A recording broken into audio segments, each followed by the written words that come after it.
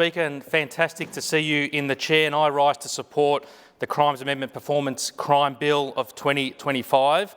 And what a performance that was by the member for Caulfield, who's leaving the chamber now. He wants to talk about and get on his high horse about posting and boasting. I mean, the biggest poster and boaster in the Liberal opposition is the member for Caulfield. This is the guy that boasted about being a fake adjunct professor.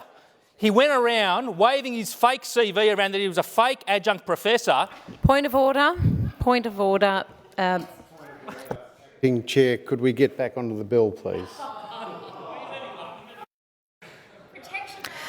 Member for Pascoe Vale, please return to the bill. I welcome your guidance, Speaker, and I acknowledge the members for Ovens Valley's point of order. But it was very relevant to the bill because this is all about posting and boasting. Whether you're posting and boasting to be a fake adjunct professor, whether you're tape recording colleagues and promoting that through the federal court system, this is what this bill is all about. I acknowledge the work of the Minister for Police, the Minister for Corrections, the Attorney General who've brought this bill, and the Minister for Corrections who've helped bring this bill to the chamber. And because, of course, Acting Speaker, every Victorian deserves the right to feel safe in their homes, in their communities, their streets, their neighbourhoods and their workplaces. And that's why we've been continuing to prioritise community safety through a wide range of investments and reforms, including continuing to provide Victoria Police with all the powers, tools and resources they need to keep us safe. That annual $4.5 billion investment into Victoria Police, the appointment of a new Chief Commissioner, Mike Bush. We've recruited those 3,600 extra police since 2015. Victoria is home to the largest sworn police force in the nation. In Merribeck, in my community, we've recruited an extra 180 police since 2015, including 21 extra dedicated family violence prevention officers. The new Victoria Police EBA has, of course, been also progressed with a 4.5% annual increase and a 0.5% increase for general duties officers, along with other improved standards and conditions. We're continuing to progress those stronger bail laws by placing community safety first, cracking down on that dangerous, violent and repeat offending, including home invasions, carjackings, aggravated home invasions, gun offences, arson offences and other serious knife and weapons offences. $1.6 billion alone, Acting Speaker, has been placed in this current 25-26 state budget to improve our corrections and justice system's capacity to remand and house offenders and keep corrections staff safe. But it's also about those other wide powers and reforms that we've pursued to keep our community safe. The tobacco licensing and illicit tobacco trade reforms, crackdown on organised crime and outlaw motorcycle gangs, unexplained wealth, the crackdown on machetes, the passage of the Youth Justice Act and electronic monitoring trial for young at-risk offenders. We've introduced that landmark and expanded anti-vilification laws. The Royal Commission into Family Violence, which we're now working on further improvements on around family violence and intervention orders and stalking. The Royal Commission into Mental Health, the first of its kind in the country. And of course, we've more recently established the rapid review to identify immediate actions to improve the safety of children in early childhood education, care settings and much more. But it's also about tackling those root causes of crime through free TAFE, the education state. The sensational NAPLAN results that have been released today, Acting Speaker, are a testament to our ongoing commitment to improving our education system across the state. Free public transport for young people, cheaper healthcare and, of course, more housing. But we must continue, along with all of these things, doing more than ever before to keep deterring more further criminal activity and deterring people away from a life of crime. And that's why, when all combined, these measures and this bill will help make our community safer. In this respect, one of the challenges confronting our community is the rise of posting and boasting about criminal offending, where people commit serious crimes and then share content advertising or drawing attention to their conduct on the internet, primarily via social media. A disturbing trend on the rise among some young people using platforms like TikTok, Instagram and Snapchat to gain clout and fame for engaging in dangerous criminal behaviour. This cowardly behaviour is deeply, deeply disturbing to the community, re-traumatising for victims, and encourages copycat offending, all for just likes and shares on social media. The performative nature of these offences introduces a new layer of harm, particularly for the victims and the community members impacted by such crimes. It glorifies unacceptably criminal behaviour, encourages others to emulate such activity, exacerbates community concerns and fear, and erodes public confidence in the justice system. It may also publicly identify and re-traumatise victims, as I said, and essentially to battle about committing a crime and then seeking to rub salt in the wounds of victims and the community.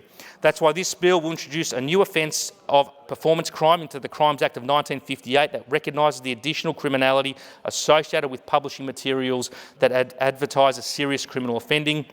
While existing laws cover the underlying conduct, such as the motor vehicle theft or burglary, they do not specifically criminalise the act of turning crime into content. Such behaviour can be considered during sentencing of an offender. However, the new offence will provide additional accountability, denounce the publication of this content and acknowledge the further trauma it can cause for victims of these crimes. The new offence criminalises the publication of material that draws attention to someone's own involvement in the following serious offences, and they include theft of a motor vehicle, carjacking and aggravated carjacking, burglary and aggravated burglary, home invasion and aggravated home invasion, robbery and armed robbery, affray and violent disorder, and inciting or attempting to commit one of the above offences or being complicit in such offending, for example, encouraging or directing a robbery.